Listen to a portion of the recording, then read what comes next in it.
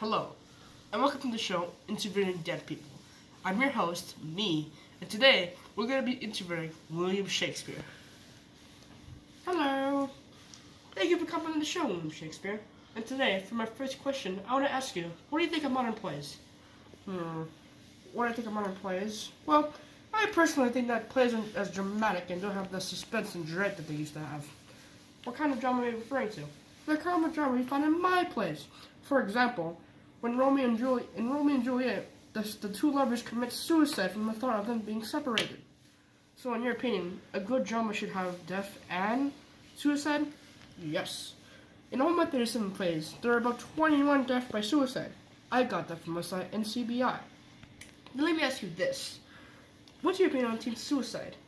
Is it a big deal, or is it not a big deal, or is it a huge event in one's life?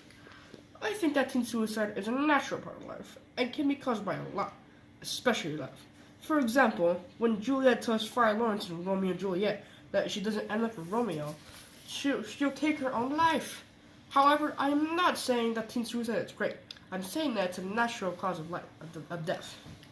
So you think teen suicide is bad and should be avoided, but it's a natural cause of death? Yes. For example, in Act 4, Scene 5, after Romeo and Juliet's parents found Juliet's fate. Sorry, I've been dead for 400 years, pardon my English. After Juliet's parents found about Juliet's fake death, the musicians were arguing what song to play for the occasion. This shows that life goes on, and you shouldn't dwell on it that much. Going off this topic of teen suicide, I want to bring this page up from SAVE.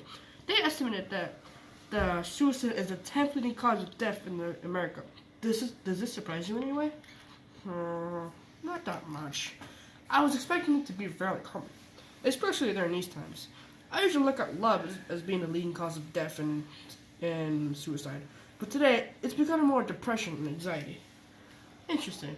Well, that concludes our episode of Interviewing Dead People. Thank you, Shakespeare, for coming on the show. Your pleasure was all mine. Especially coming back to life in the future. I've been dead for 400 years, so this is a like experience. Okay, Shakespeare out. Well, that concludes our first episode of Interviewing Dead People. We probably won't continue the show because the government's already after us for, reviving a dead person. I was your host, me. Thank you. Goodbye.